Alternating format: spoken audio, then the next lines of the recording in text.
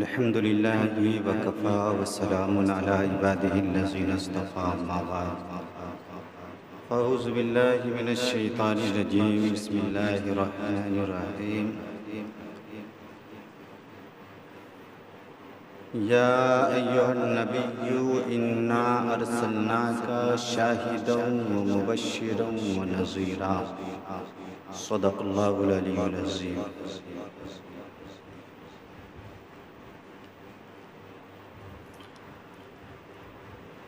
درود پاک کا ورد کرے پڑھے بآواز بلند اللہم صلی علی سیدنا شفیعنا حبیبنا مولانا محمد بارک وسلم صلو علیہ صلاۃ و سلام علیک یا رسول اللہ صلی اللہ تعالی علیہ وسلم.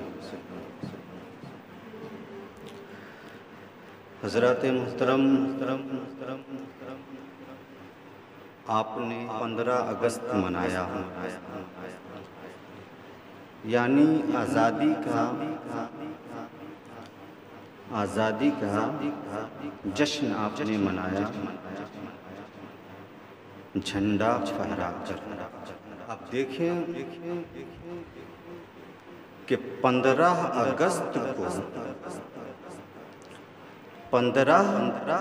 اگست کو ہمارا ملک انگریزوں کی غلامی سے آزاد ہوا تھا.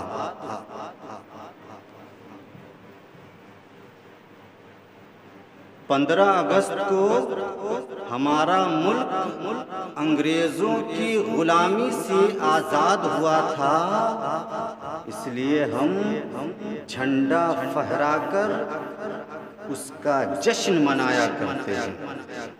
اسی طرح 12 ربیع الاول کو پوری دنیا کفر و شرک کے اندھیرے سے آزاد ہوئی تھی، اس لیے ہم 12 ربیع الاول کو بھی جھنڈا لہرا کر جشن منایا کرتے ہیں.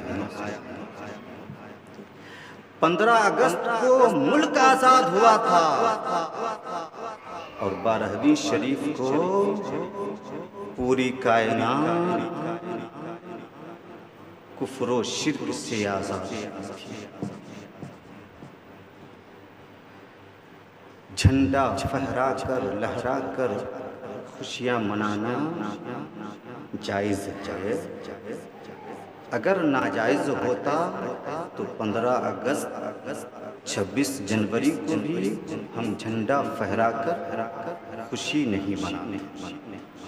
جائز ہے تبھی تو یہ کام ہم کر رہے ہیں.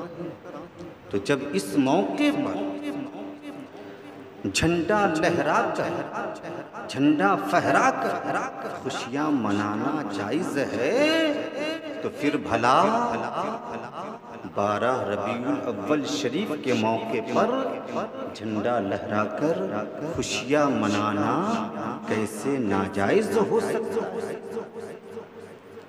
اس لیے جھنڈا لہرا کر آپ جشن منایا کریں. جس طرح 26 جنوری کے موقع پر 15 اگست کے موقع پر آپ جھنڈا اپنی دکانوں پر لگایا کرتے ہیں، مکانوں پر لگایا کرتے ہیں، اپنی گاڑیوں پر لگایا کرتے ہیں، اپنے ہاتھوں میں لے کر لہرایا کرتے ہیں، اسی طرح 12ویں شریف کے موقع پر بھی آپ جھنڈا اپنی دکانوں پر لگایا کریں، اپنے مکانوں پر لگایا کریں اور ہاتھوں میں لے کر لہرایا بھی کریں، کیونکہ یہ جھنڈا آپ کی شناخت کو اجاگر کرتا ہے، یہ جھنڈا آپ کی پہچان کو ظاہر کرتا ہے. جب کسی نیتا کا جھنڈا آپ کے ہاتھ میں ہوتا ہے، زمانہ دیکھتے ہی یہ پہچان لیتا ہے کہ یہ فلاں لیڈر کا، فلاں نیتا کا چاہنے والا ہے.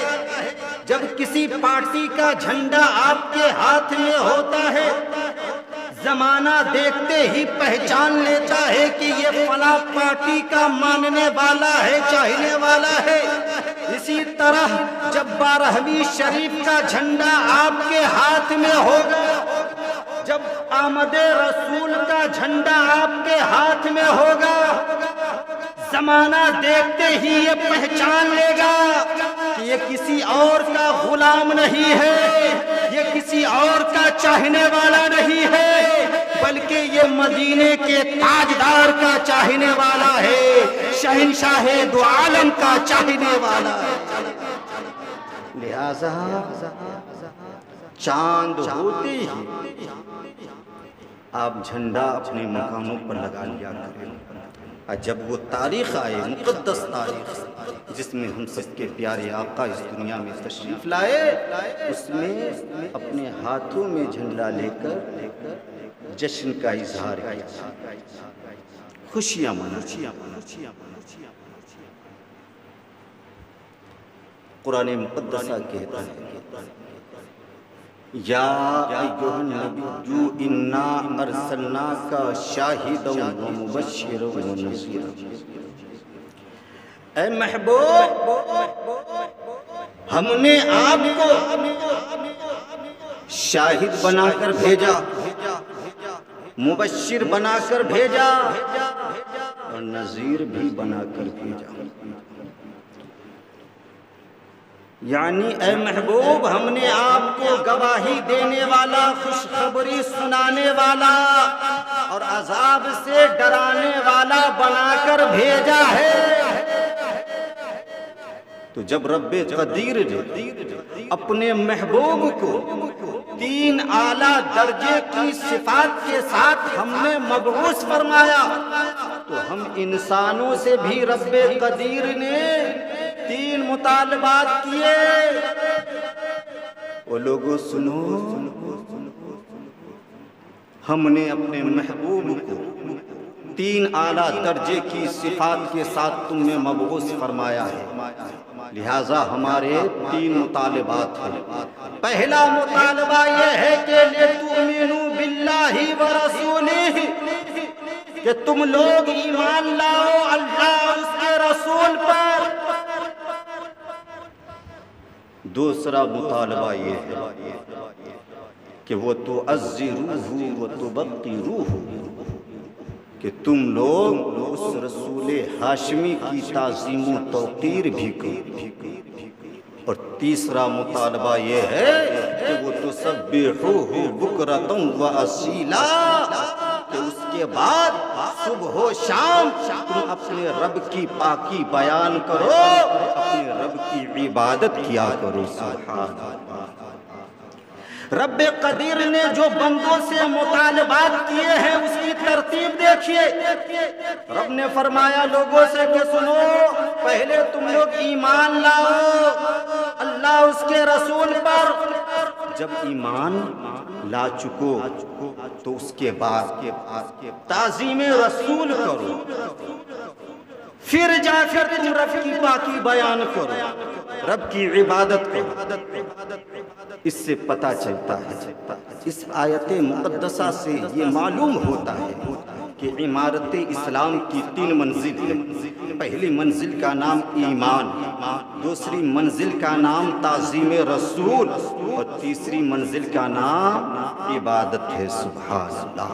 اب اگر کوئی ایمان لانے کے بعد تعظیم رسول کو چھوڑ دے، تعظیم رسول سے اپنے سینے کو نہ سجائے، رب کی بندگی کرنے لگے، تسبیح و تحلیل کرنے لگے، رب کی پاکی بولنے لگے، قیام کرنے لگے، رکوع کرنے لگے، سجود کرنے لگے، قرآن پڑھنے لگے، تو سنو، اس کے باوجود بھی وہ شخص کامیابی کی منزل کو نہیں پہنچ سکتا ہے، کامیابی کی منزل کو حاصل نہیں کر سکتا ہے۔ اگر کامیاب و کامران ہونا ہے تو ایمان لانے کے بعد تعظیم رسول سے پہلے اپنے سینے کو سجا لو، پھر رب کی بندگی کرو، رب کی عبادت کرو۔ اگر ایسا آپ کرو گے تو کامیابی آپ کے قدموں کو چومتی ہوئی نظر آئے گی، کامیابی آپ کے قدموں کو بوسہ دیتی ہوئی نظر آئے گی۔ لہٰذا تعظیم رسول سے اپنے سینے کو سجایا۔ اپنے رسول کا احترام کیا کرے، ان کی عزت کا خیال رکھے، کیونکہ جو تعظیم رسول کرتا ہے، جو رسول پاک کی تعظیم کرتا ہے، زمانہ اس کی تعظیم کرنے لگتا ہے۔ جو رسول پاک کا غلام ہوتا ہے، زمانہ اس کا غلام ہو جاتا ہے۔ جو رسول پاک سے محبت کرتا ہے، زمانہ اس سے محبت کرنے لگتا ہے۔ جو رسول پاک کی اتباع کرتا ہے، زمانہ اس کی اتباع کرنے لگتا ہے۔ جو رسول پاک کا شیدا ہوتا ہے، زمانہ اس پر فدا ہو جایا کرتا ہے، زمانہ اس پر فدا ہو جایا کرتا ہے۔ لہذا تعظیم رسول اپنے سینے میں سجائے کہ رب کی بندگی کرے، اس کے بعد دیکھیں کہ عبادت میں کتنا مزہ آتا ہے، کتنا سرور ملتا ہے عبادت سے۔ آپ دیکھیں قرآن مقدسہ کی یہ آیت، اہدنا الصراط المستقیم، پوری دنیا کا مسلمان، چاہے وہ کسی بھی مطلب فکر کا ماننے والا ہو، کسی بھی خیال کا ہو، کسی بھی زبان کا ہو، کہیں کا بھی رہنے والا ہو، اگر ہے وہ مسلمان تو حالت نماز میں اس آیت کو ضرور پڑھا کرتا ہے۔ اہدنا الصراط المستقیم صراط الذین انعمت علیہم غیر المغضوب علیہم ولا الضالین۔ اہدنا الصراط المستقیم، اے ہمارے رب تو ہمیں سیدھے راستے پر چلا، سیدھے راستے پر چلا۔ اب سیدھا راستہ کون سا ہے؟ قرآن کہتا ہے، اور یہ طریقہ کون بتا رہا ہے؟ خود رب کائنات بتا رہا ہے کہ تم میری بارگاہ میں اس طرح سے دعا کیا کرو، اہدنا الصراط المستقیم، اے ہمارے رب تو ہم لوگوں کو، تو ہمیں سیدھے راستے پر چلا۔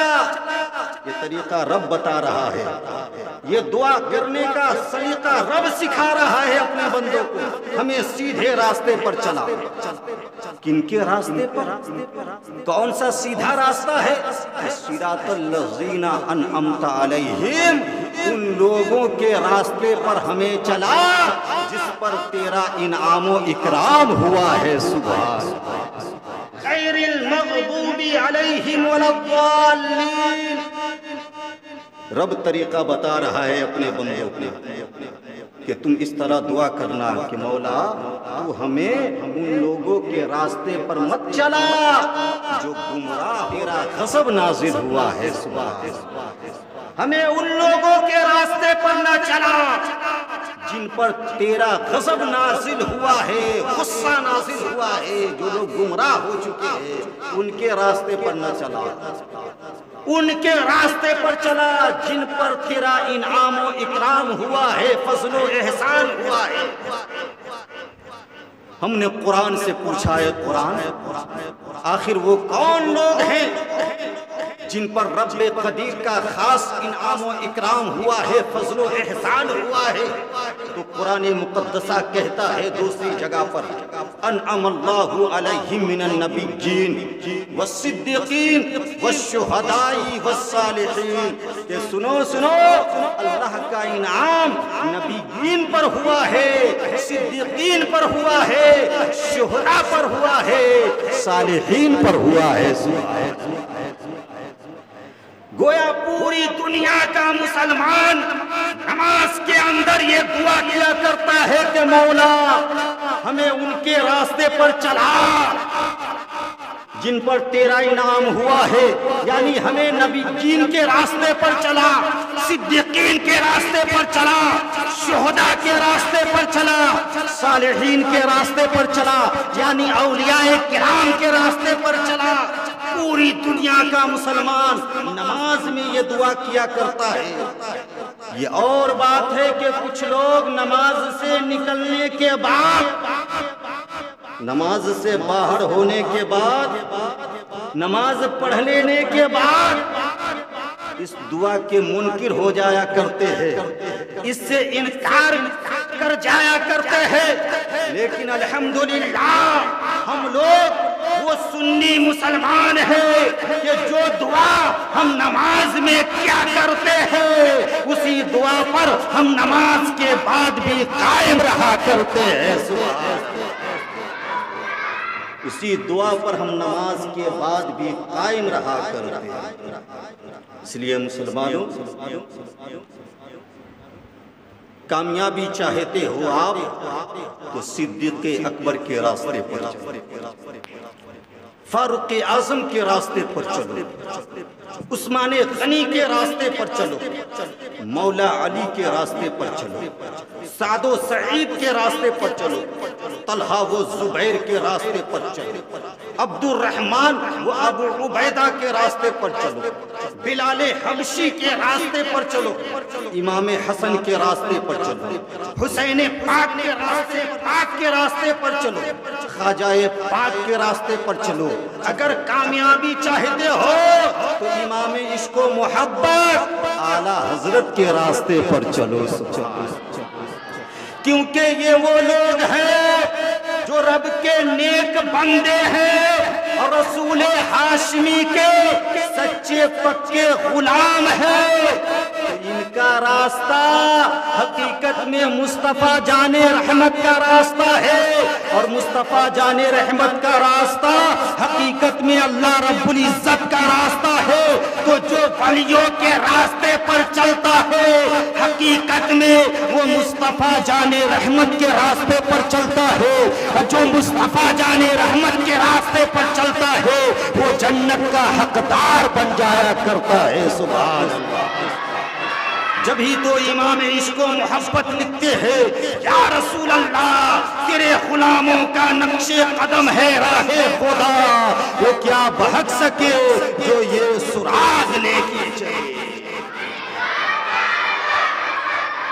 جو تعظیم رسول سے، احترام رسول سے اپنے سینے کو سجا لیتا ہے، زمانہ اس کا غلام بن جایا کرتا ہے، زمانہ اس کا پیروکار بن جایا کرتا ہے۔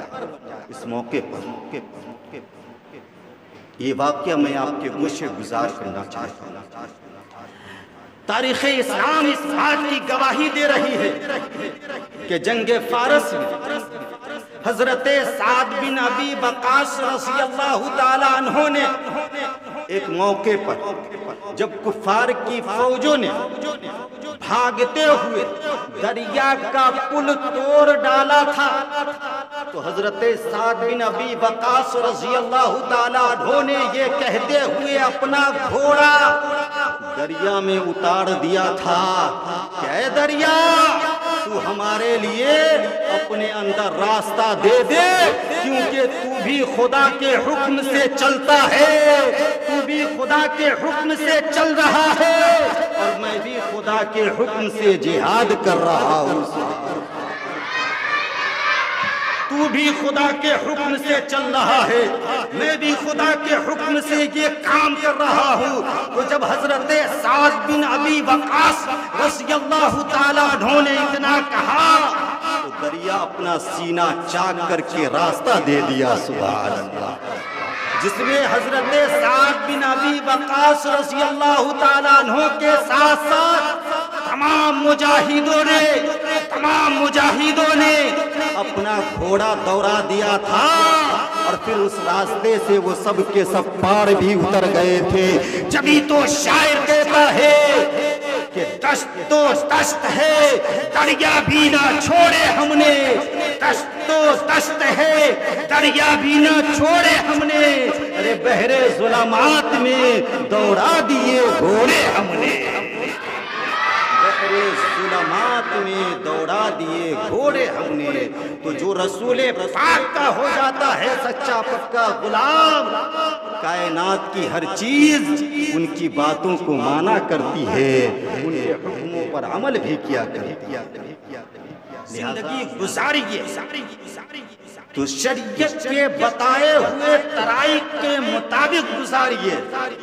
جب آپ ایسا کریں گے تو یقین کے ساتھ میں یہ کہہ سکتا ہوں کہ دونوں جہان کی کامیابی آپ کے قدموں کو چومتی ہوئی نظر آنے۔